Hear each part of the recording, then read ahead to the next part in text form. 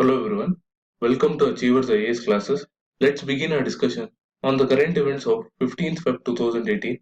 The first issue in news is regarding a public interest litigation filed in the Supreme Court by an activist to direct the Union government to give a serious thought to the rise in population and adopt a two-child policy norm. The petitioner argues that the couples who followed a two-child norm should be rewarded with incentives and those who violated the norm should be punished by withdrawal of government facilities and concessions in order to motivate the people of the country. Because growing population puts undue pressure on the natural resources, thereby leading to land degradation, dangerous levels of pollution, global warming, etc. Further, unless measures were taken to make a course correction, future generations may have to bear the impact of growing levels of consumption of the present generation because of uncontrolled growth in urbanization and industrialization, which have led to the destruction of the natural habitat. We'll further look into this issue once the final verdict of the Supreme Court is out. Till then, let's move on to the next issue, which is regarding a new loan agreement to restructure the Indira Gandhi Canal and formulation of flood management systems for the rivers Ravi, Bia, Satluj and Gaggar. The agreement, which is signed with the New Development Bank, would facilitate usage of rainwater and floodwaters of these four rivers, as well as stop the flow of excess water towards the India-Pakistan border. This will help solve the problems of loss of water, waterlogging in the agricultural fields, scarcity of clean drinking water, supply of irrigation water to farmers, etc. in the 10 districts of Rajasthan. This is a welcome move given the water scarcity in the region and goes a long way in alleviating farmer distress. Having said that, let's move on to the next issue, which is regarding the review of anti-dumping duty on Chinese steel wheel imports by the Directorate General of Anti-Dumping and Allied Duties. The move comes in the backdrop of India's huge trade deficit with China, and India had already imposed a duty of $613 per ton on import of this product from China for 5 years in the year 2030. This is as per the World Trade Organization, which provides that if a company exports a product at a price lower than the price it normally charges on its own home market, it is said to be dumping, and the WTO agreement allows government to act against dumping where there is a genuine material interest to the competing domestic industry.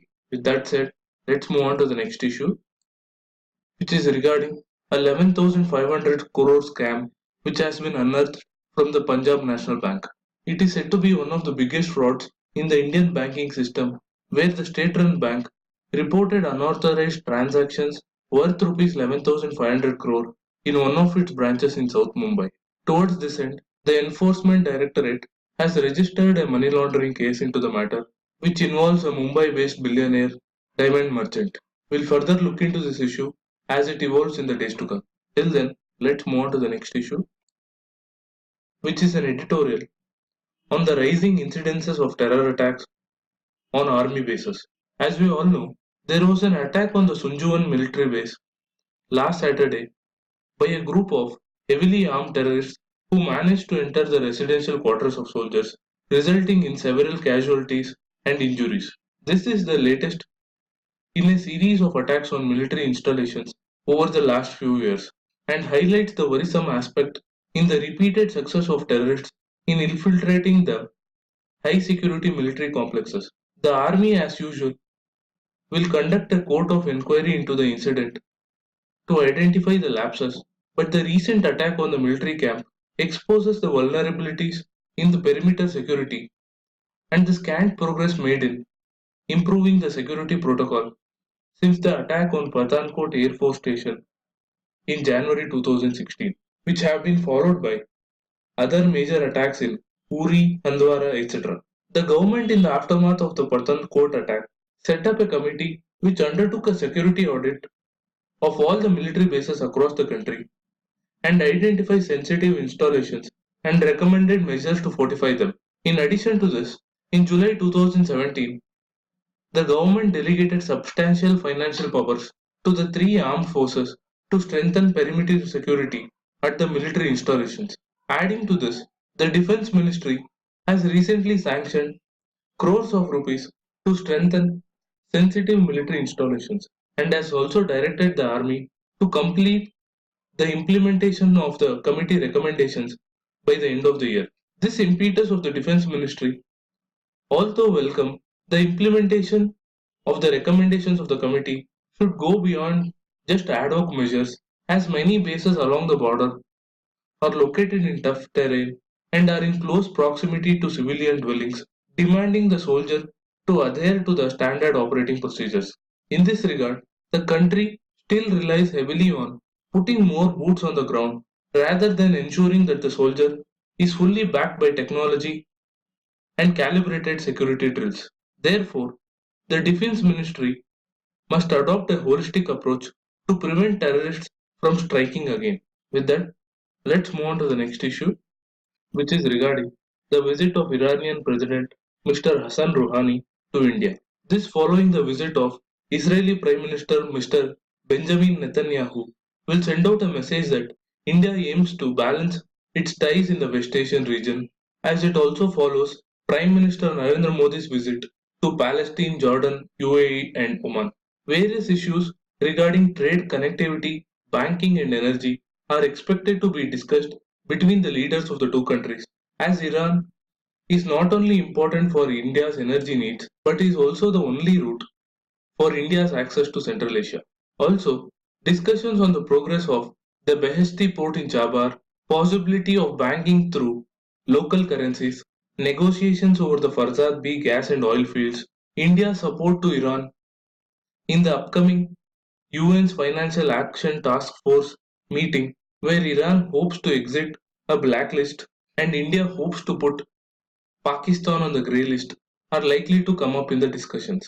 We'll further look into this issue in the days to come. Till then, let's move on to the next issue, which is regarding India's support for the reconstruction of the war-ravaged Iraq. India has called for a comprehensive political settlement and reconciliation in Iraq at the International Conference for the Reconstruction of Iraq, where major world powers are meeting to chalk out a plan of recovery for the country, and has called for an end to global terrorism. India at the conference also drew the attention of the members towards the Comprehensive Global Convention Against Terrorism and its swifter adoption. What we need to remember is, since the outbreak of the war in Iraq in 2003, India has frequently responded to the humanitarian needs in the nation and contributed in several ways, including millions of dollars in aid towards the International Reconstruction Fund facility for Iraq for reconstruction and development activities in the country. Having said that, let's move on to the next issue, which is the latest crackdown by Pakistan on seminaries and health facilities run by the Mumbai attack mastermind Hafiz Saeed under pressure to act against banned groups. The action follows a high-level UN sanctions team which visited last month to review progress against groups and individuals banned by the UN. This is a welcome move from the Indian perspective, and for further details on the issue, please go back and watch my previous news analysis. With that, I wrap up today's news analysis. Do share this content if you like it. Thank you for watching. Have a nice day.